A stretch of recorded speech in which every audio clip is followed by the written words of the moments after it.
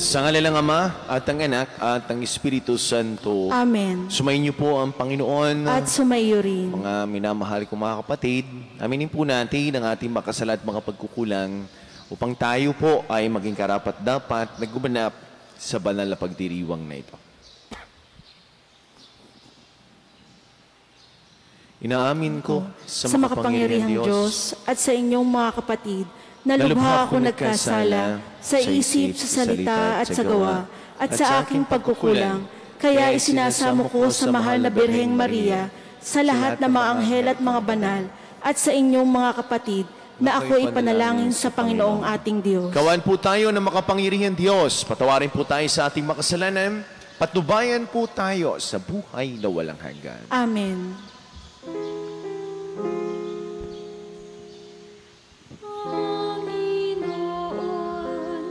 Kawan mo kami,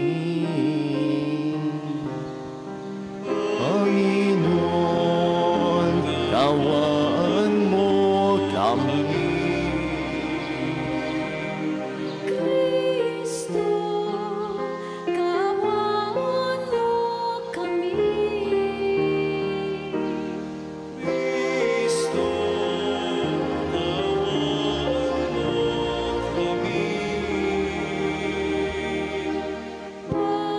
Panginoon, kawan mo kami.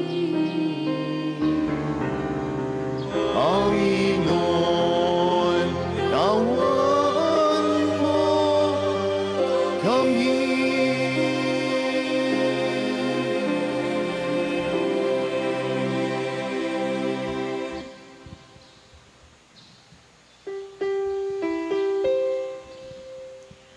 Papuri sa Diyos sa kaligtasan,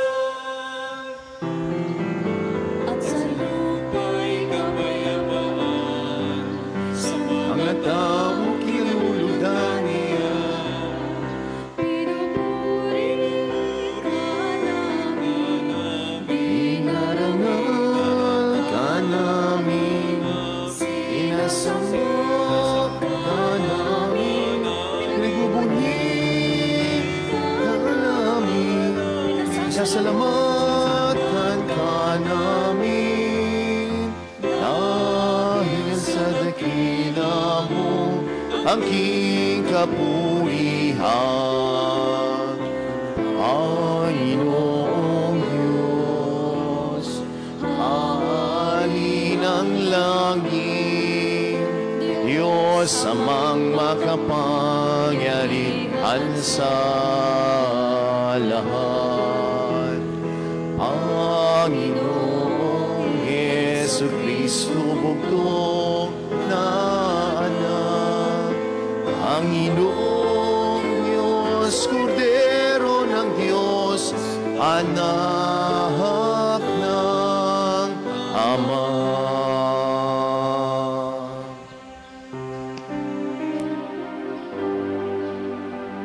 Ikaw na nag-alis ng Mga kasalanan na sa liputan, maawa ka sa amin.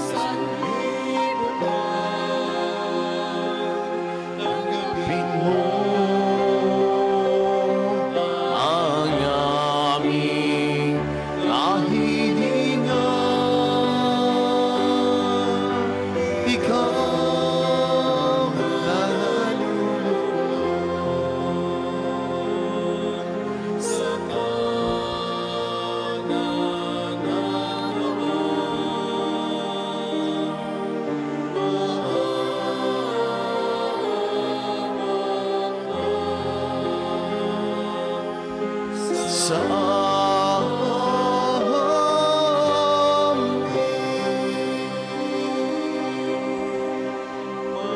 Maawa ka sa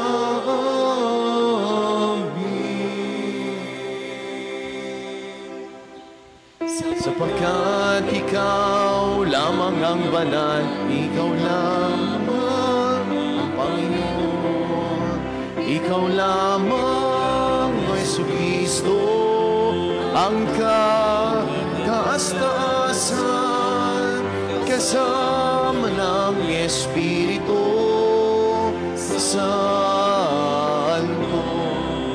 sa kadakilaan ng Diyos Ama. Amen.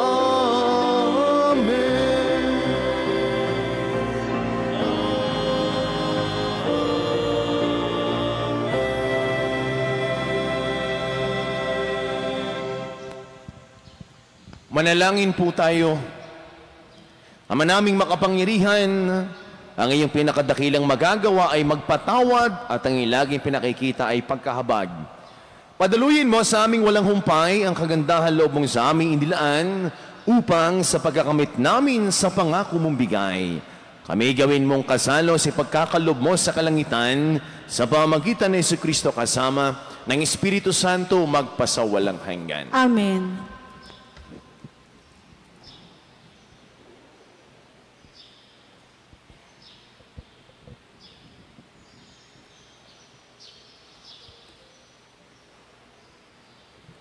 Pagbasa mula sa aklat ng mga bilang.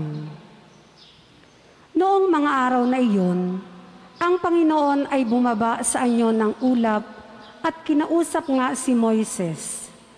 Ang 70 matatanda ay binahagi na niya ng Espiritu tulad ng ibinigay niya kay Moises.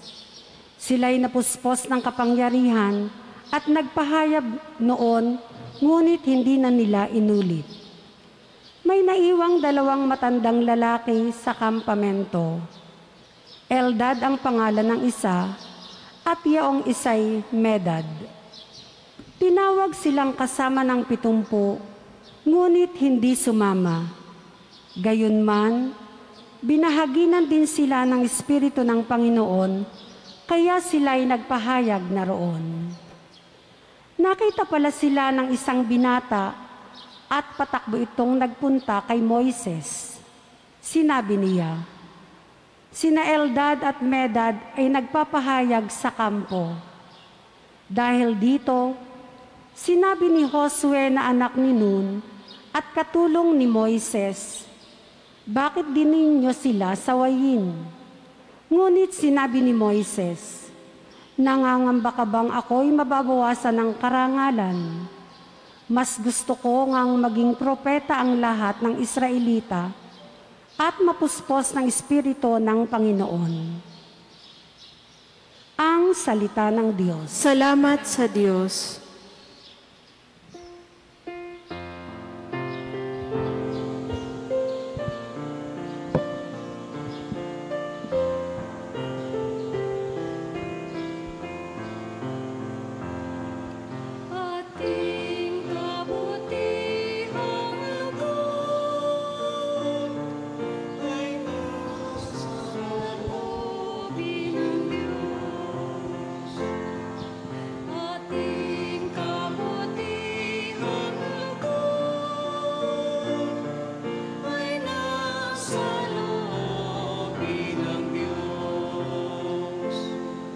Ang batas ng Panginoon ay batas na walang kulang. Ito'y utos ng dulot sa tao ay bagong buhay. Yaong kanyang mga batas ay mapagtitiwalaan, nagbibigay ng talino, sapahat ang kaisipan.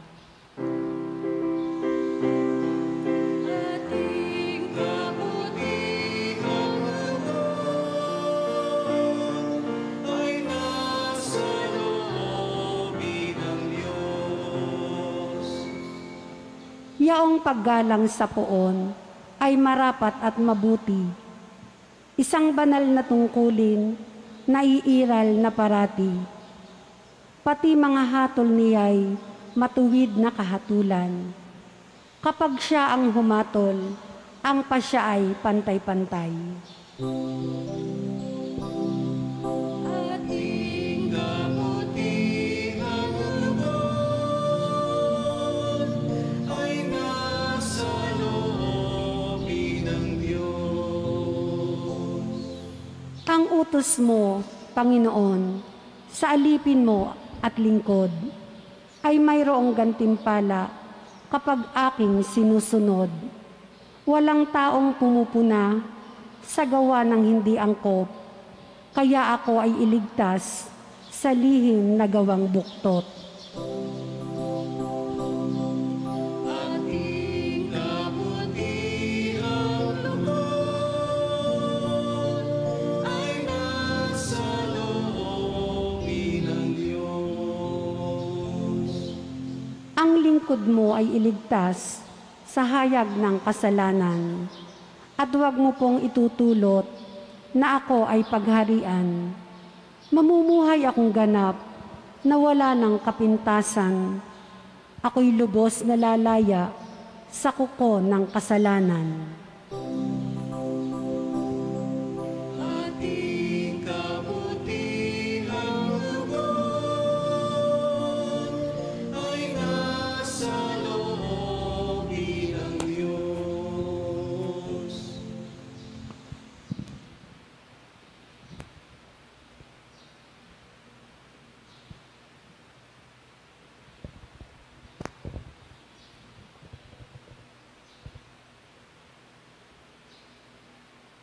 Pagbasa mula sa sulat ni Apostol Santiago. Pakinggan ninyo ito, kayong mayayaman. Tumangis kayo at humagulhol dahil sa mga kapighatiang darating sa inyo. Bulok na ang inyong mga kayamanan at kinain na ng tanga ang inyong mga damit. Kinain na ng kalawang ang inyong ginto at pilak. At ang kalawang ding iyon ang magiging katibayan laban sa inyo, at parang apoy na uubos sa inyong laman. Iyan ang kayamanang inimpok ninyo para sa mga huling araw. Sumisigaw laban sa inyo ang upa na hindi ninyo ibinigay sa mga gumapa sa inyong bukirin. Umabot sa langit, sa pandinig ng Panginoong makapangyarihan sa lahat, ang mga hinaing na mga ani na inyong inapi. Nagpakalayaw kayo at nagpasa dito sa lupa. Nagpataba kayong parang mga hayop na papatayin. Hinatulan ninyo at pinapatay ang mga matuwid. Hindi sila lumaban sa inyo. Ang salita ng Diyos. Salamat sa Diyos.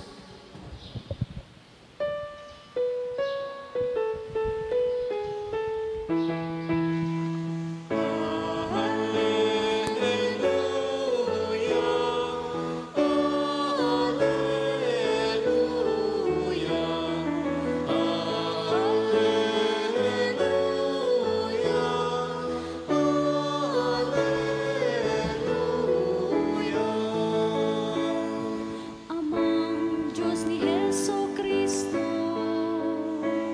ang salita mo'y totoo.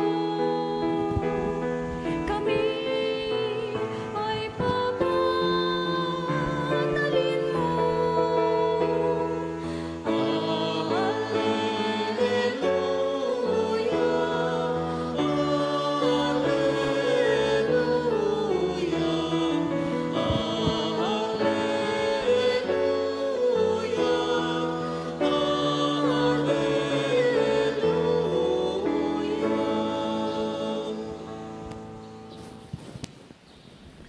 Sumayin niyo po ang Panginoon. At sumayo rin. Ang mabuting balita ng Panginoon ayon kay San Marcos. Papuri sa iyo, Panginoon. Noong panahon yun sinabi kay Jesus ni Juan, Guro, nakakita po kami ng isang tao nagpapalayas ng mga demonyo sa pamagitan ng pangalan mo. At pinagbawalan namin sapagkat hindi natin siya kasamahan. Ngunit sinabi ni Jesus, Huwag ninyo siyang pagbawalan sapagkat walang taong matapos gumawa ng kababalagan sa pangalan ko, ang agad magsasalita ng masama laban sa akin. Sapagkat ang hindi laban sa atin ay panig sa atin. Sinasabi ko sa inyo, sino mang magbigay sa inyo ng isang basong tubig dahil sa kayo kay Kristo ay tiyak na gagantimpalaan. Mabuti pa sa isang tawang siya'y bitinan ng isang malaking gilingang bato sa leeg at itapon sa dagat kaysa maging sanhi ng pagkakasala ng isa sa maliit na ito na nananalig sa akin.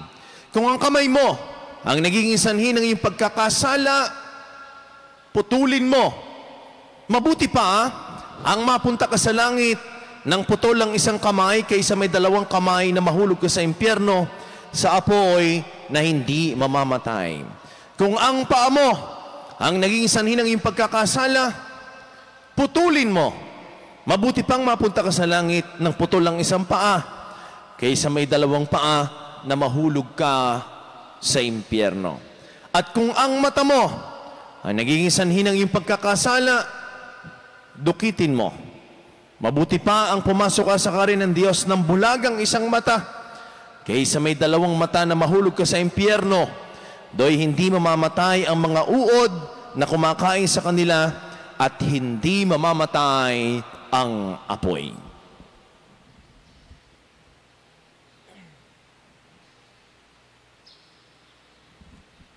Maminamahal ko mga kapatid, ang mabuting balita ng ating Panginoon. Pinupuri ka namin, Panginoong Heso Kristo. Mga kapatid, narinig po natin sa ating Ebanghelyo kung papaanong sinabi ng ating Panginoong Hesus sa mga alagad niya na pumipigil sa ibang tao na gumagawa ng kabutihan, na ang sabi niya ay huwag ninyong pigilan sapagkat sila'y gumagawa ng mabuti sa ngalan ko. Sa simbahan ho ay ang dami-daming organisasyon at kung saan man ho kayo nabibilang, hindi ho ito kompetisyon. Sapagkat ang isa, pag napabilang sa ganang organisasyon, parang ang piling nila ay mas banal sila. Ang piling nila ay sila lamang ang special, hindi ho ganon. At sa atin hong Ebanghelyo, hindi ho ito literal translation, kung hindi figurative. Sapagkat ang tinuturo ng ating Panginoong Hesus ay hindi ho violence. Nung sinabi ng ating Panginoong Hesus, putulin mo ang kamay, dukitin mo ang mata, putulin mo ang paa, kung ito ay magdudulot ng kasalanan, ay sigurado ako, halos lahat ho tayo ay bulag, pingkaw, at pilay. Ang sabi ko nga ho, ito'y figurative. Sapagkat ang tinuturo naman ng ating Panginoon Diyos, ang mga bahagi ng katawan ay ibinigay para sa atin upang gamitin sa kabutihan. Una ho, pagnilayan ho natin ang ating mga kamay. Napakaganda ho ng gesture pag tayo ay nagdadasal ng Ama namin. Nakabuka ang kamay. Minsan, magkadikit, pero nakabuka pa rin ho ng kamay. Wala pa ho kung nakita nagdasal ng Ama namin at kumanta ng Ama namin na nakatikom ang kamay. Subukan ho kaya ninyong mamayang kumantang nakaikom ang kamay. Anong ibig sabihin nito? Ang mga kamay na ito ay ating gagamitin sa ibang tao at magiging bukas palad. Kaya unang pagninilay ho natin sa ating Ebanghelyo, stop hoarding and start giving. Hindi ho masama ang mag-acquire. Natura ho yan ng tao. Mag-acquire. Pero wag sana ho itong mauwi sa pag-accumulate. Sa hoarding, ayun, tatanungin ko, ang dami ho ninyong nakatago pa na gamit na hindi pa ho ninyo nagagamit. At noong panahon ng pandemya hanggang ngayon, ano naging problema natin? Kaya mo mahal ng face mask, kaya mo mahal ng face shield, ang mga alcohol na yan dahil in demand. Anong ginawa ng iba? Nag-hoard. Para pag dumating sa market ay mahal ang presyo. Pag nagkukulang ng bigas ang Pilipinas, anong ginagawa ng iba? Nag-hoard. Bakit? Para pag ibinenta sa market at kulang, ay mamahalan nila ang presyo. Stop hoarding and start giving. Napakaganda ho ng tema ng 500 years of Christianity dito sa Pilipinas. We are gifted to give. At minsan ho ito yung aking nasabi, may ipinagkaloob sa atin na dapat nating ipagkaloob din sa iba. Kaya ang kamay hong ito ay gagamitin natin hindi sa pagnanakaw, hindi sa pangungupit, hindi sa pananakit. Ang kamay natin hong ito ay gagamitin natin sa pagtulong sa ibang tao. Kumusta ang kamay mo? Iba ho ang salitang kuripot. Iba ho ang salitang madamot. Iba ho ang salitang matipid. Pwede kang kuripot, pwede kang matipid. Nauunawaan ho natin. Pero ang tao ay pagmadamot, ay dyan ho tayo nagkakaproblema. Kaya para sa atin, hindi lang naman ho bagay ang dapat nating ipagkait sa ibang tao. Hindi ho masama magkaroon ng maraming sasakyan. Hindi ho masama ang magkaroon ng maraming gamit. Pero ipamahagi ho. Hindi sabihin ibigay. Ano bawat may humiram, dami mo man masasakyan, gagamitin emergency, ipagdadamot mo pa gayan. Ito nagiging problema eh. Sa pagbibigay, damot na damot, asawa na, pinagdadamutan pa. Anak na, pinagdadamutan pa. Ba, teka muna. Ay kapamilya mo na yan, pinagdadamutan mo pa. Ay lalo na ho sa ibang tao. Anong naitago mo ngayon? Madami. Sigurado ho yan. Baka naman pwedeng bawas-bawasan mo. Ilan ang relo mo? Remember, dadalawang ating kamay, ay isa nga lang ho na isuot. Stop hoarding and start giving. Ngayon, nung panahon ng pandemya, may isa kong congressman ang nagbigay ng ayuda sa isang bayan at tinawagin niya si Mayor. At ang sabi ay, Mayor, nakabuti ba ang aking mga ipinadalang ayuda? Sabi ni Mayor Congressman, ay hindi naman ho nakabuti eh. Sabi niyo, aba, ay kayo nang binigyan, hindi pa nakabuti. Hindi nga ho nakabuti sapagkat nasa plastic ho. Ay, gayon pa man, itong pagbibigay ho natin ito, ay wala ho tayong hinihintay na kapalit. Ikalawa ho, nating pagninilayan sa ating ebanghelyo. Nakita ng mga alagad ng ibang tao'y nagpapagaling sa ngalan ni Jesus at kanila ho itong sinabi, kay Jesus. Ikalawa ho, seeing requires critical thinking. Alam ho ninyo, ito naging problema ng ating mata. Pag may nabasa agad doon sa Facebook, minsan magko-comment ka na. May napanood kang video, magko-comment ka na. Ayun ba ang totoong istorya? Isang panig lang naman ang iyong narinig, nakita. Minsan nawawala na yung critical thinking.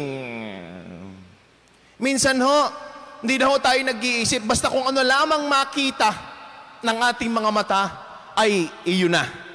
At minsan ang mga matang ito, ang nagiging sanhi pa nga ho ng ating pagkakasala. At ang mga matang ito, pag tumitingin tayo, may bias na. Hindi na tayo nag-iisip. Minsan, pag nakakita lamang tayo ng may magandang suot, bisting-biste, anong tingin natin? Aba, big time, yayamanin. Hindi naman alam na pinangutang lahat yung suot. Ganyan ho, minsan ang ating mga mata. Ay, ang ganda ng sasakyan, big time. Wow, ang ganda ng katawan, sexy, siguro ay mabait yan. Pag nakita medyo malaki, ay, kulang ang kwan dyan. Siguro ay only rice lagi ang pagnakain. Ay, seeing requires critical thinking. Ang tanong ko ho, nag-iisip ka pa ba? Tama. Baka lahat ng nakikita mo, inaayunan mo na kaagad. Mag-isip muna ho tayo. Ikatlo ho na ating pagninilayan ay yung paggamit ng ating paa. Walk with worth. May mga tao, pag niyaya mo sa kasiyahan, ang bilis. May mga tao na pag niyaya mo sa inuman, ang bilis. Ay mga tao na pag niyaya mo sa sugalan, ang bilis. Hindi makatanggi. Excited. Pero pag niyaya mo sa loob ng simbahan at magsisimba at magdadasal, abay parang hinihila lagi palabas ang paa. Ngayong araw ng linggo, saan ka pupunta? Makabuluhan ba ang iyong pupuntahan? Sa paglalakbay ho natin sa buhay, kung saan man ho tayo pumunta, siguraduhin ho nating worth it, yun ang ating pupuntahan. At sa paglalakbay ho natin ito, gamitin ho natin ang ating paa patungo sa kabanalan.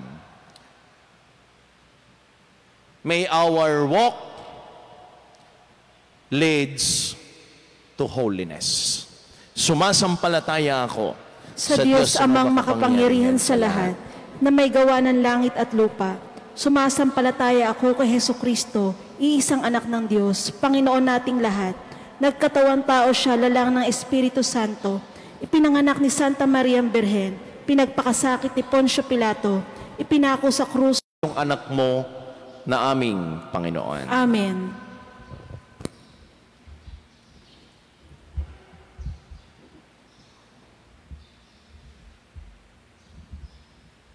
Amay, sa kapurihan niya at karangalan, sa ating kapakinabangan at sa buong sambayanan niyang banal. Ama naming lumikha, loobin mong mikalugod ng aming paghahandog at ito naway siyang magkaloob na iyong pagpapalang sa aming umaagos sa pamagitan ni Jesucristo kasama ng Espiritu Santo magpasawalang hanggan. Amen. Sumayin niyo po ang Panginoon. At sumayo rin. Itaas sa Diyos ang inyong mga puso at diwa. Itinaas na namin sa Panginoon. Pasalamatan po natin ang ating Panginoon Diyos. Marapat na siya ay pasalamatan. Ama naming makapangyarihan, tuning ang marapat na ikaw ay aming pasalamatan sa pamagitan ni Jesucristo na aming Panginoon.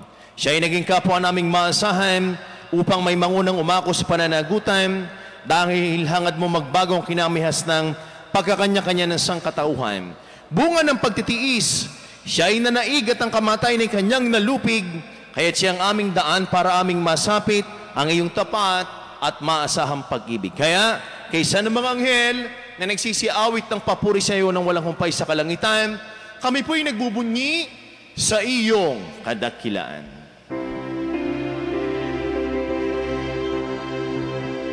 Santo, Santo, Santo, Panginoong Diyos, napupuno ang langit at lupa ng kadakilaan mo. O sana, sa kataasan, pinagpalang na paririto sa ngalan ng Panginoon. O sana, sa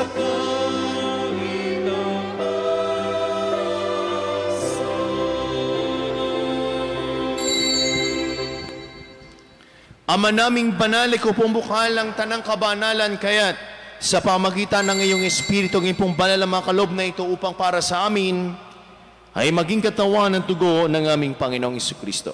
Bago niya pinagtiis ang kusang loob na maging handog, ginawa kanyang tinapay, pinasalamatan kaniya, pinagati-hati niyo, niniabot sa kanyang mga alagad at sinabi, tanggapin ninyong lahat ito at kanin, ito ang aking katawan na ihahandog para sa inyo.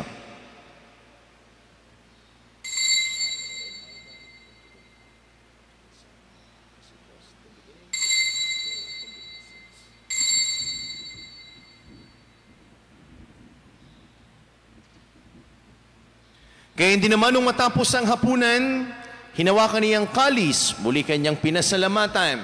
Inabot niyang kalis sa kanyang mga alagad at sinabi, tanggapin ninyong lahat ito at inumin itong kalis ng aking dugo, ng bago at walang hanggang tipan. Ang aking dugo na ibubus para sa inyo at para sa lahat. Sa pagpapatawad ng mga kasalanan, gawin ninyo ito sa pag-alaala sa akin.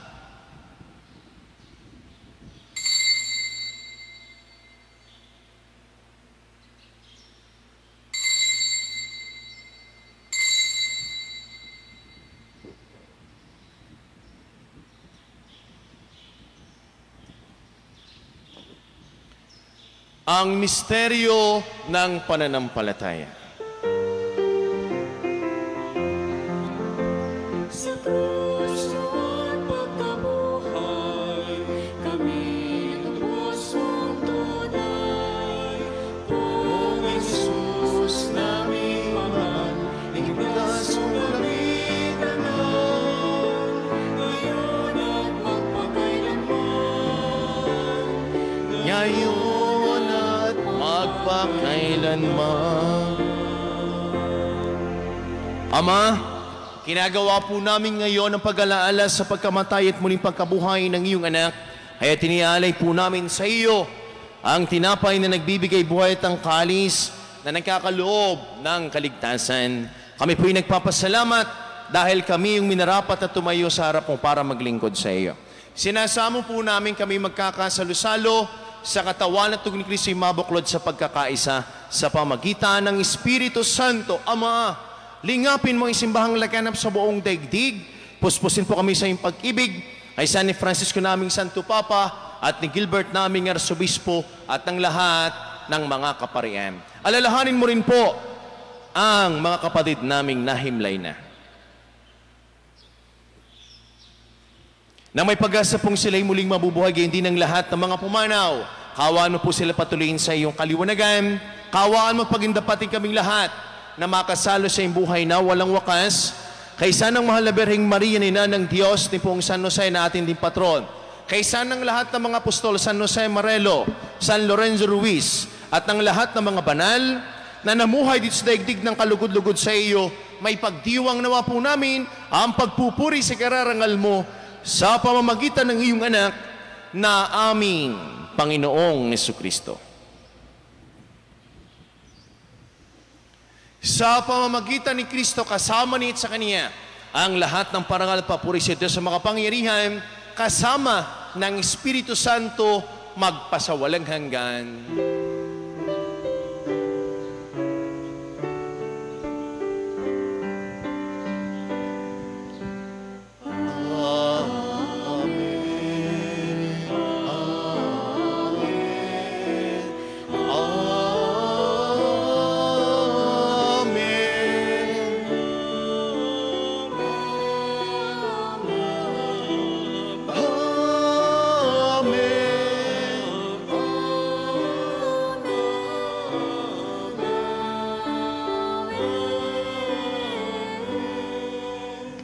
Sama-sama po natin gawitin ang panalangin tinuro sa atin ng ating Panginoong Jesucristo, ang Ama namin.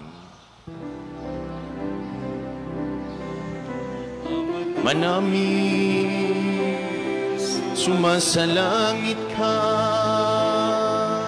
sambahin ang ngalan mo, mapasa amin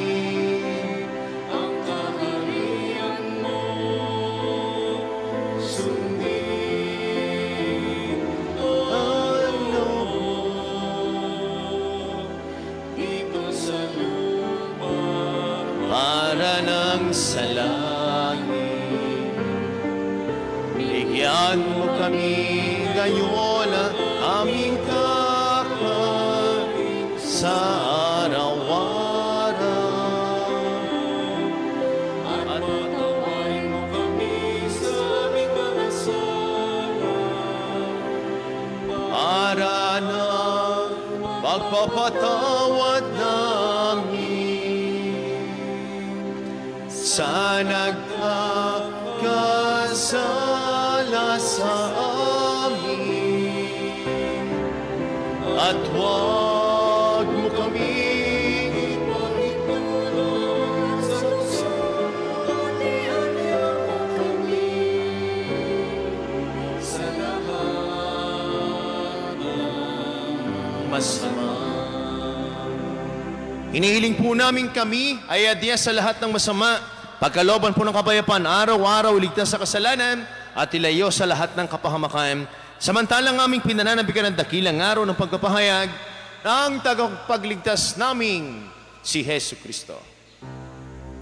Sapagkat iyong ang kaharian At ang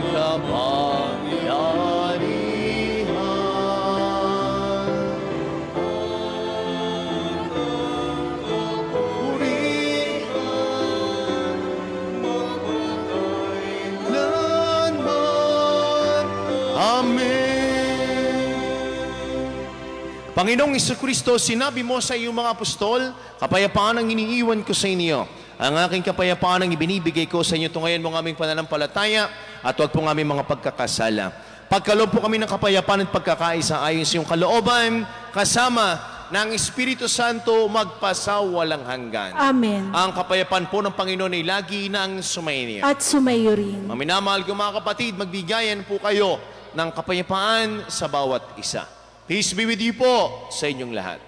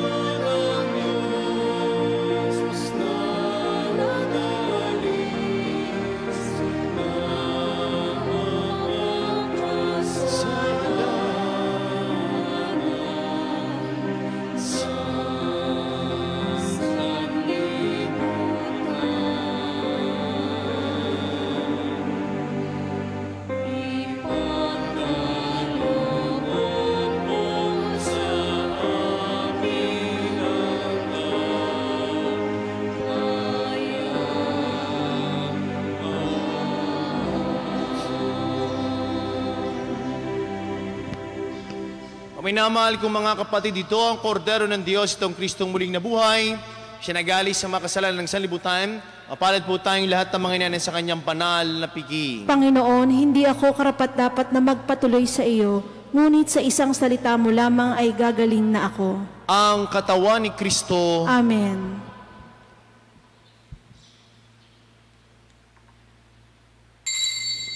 Panginoong Hesus, ako ay nananalig na ikaw ay nasa kabanal-banalang sakramento sa altar.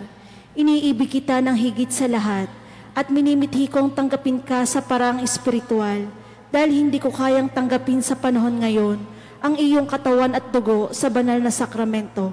Kahit man lang sana ay matanggap kita sa parang espiritual sa aking puso. Niyayakap kita na para bang andito ka na talaga sa aking puso at iniaalay ko ng buong puso ang aking sarili sa iyo. Huwag mong pahintulutang mawalay ako sa iyo. Amen.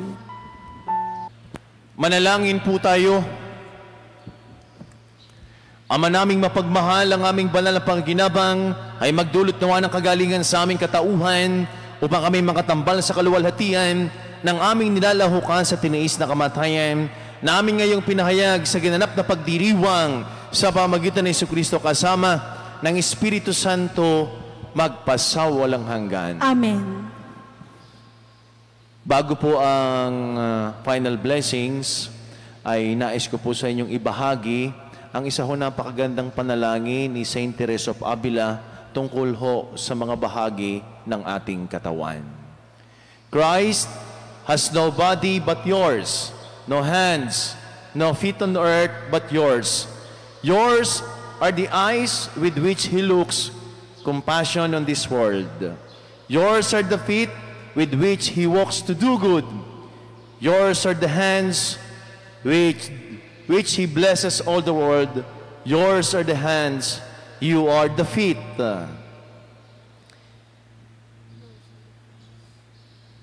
You are the eyes, you are His body. Christ has no body now but yours. No hands, no feet on earth but yours. Yours are the eyes with which He looks compassion on this world. Christ has no body now on earth but yours. Sumainyo po ang Panginoon. At sumaiyo rin. Makigayo ko po ng inyong mga ulo para po sa paggagawad ng pagbabasbas.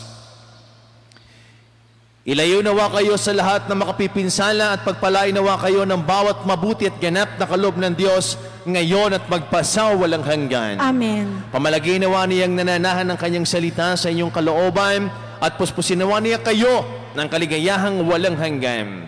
Amen. Patnubayan nawa kayo ng Diyos sa pagtaak sa kanyang landas upang lagi ninyong mabatid kung ano ang tama at marapat samantalang kayo naglalakbay patungo sa kalangitan na kanyang pamana magpasawalang hanggan. Amen. Pagpalain po kayong lahat kasama na po inyong buong pamilya at mga mahal sa buhay ng ating mapagmahal na Diyos sa ngalan ng Ama at ng Anak at ng Espiritu Santo. Amen. Ang misa po ay nayalay na. Taglayin po ninyo ang kapayapaan. Salamat sa Diyos.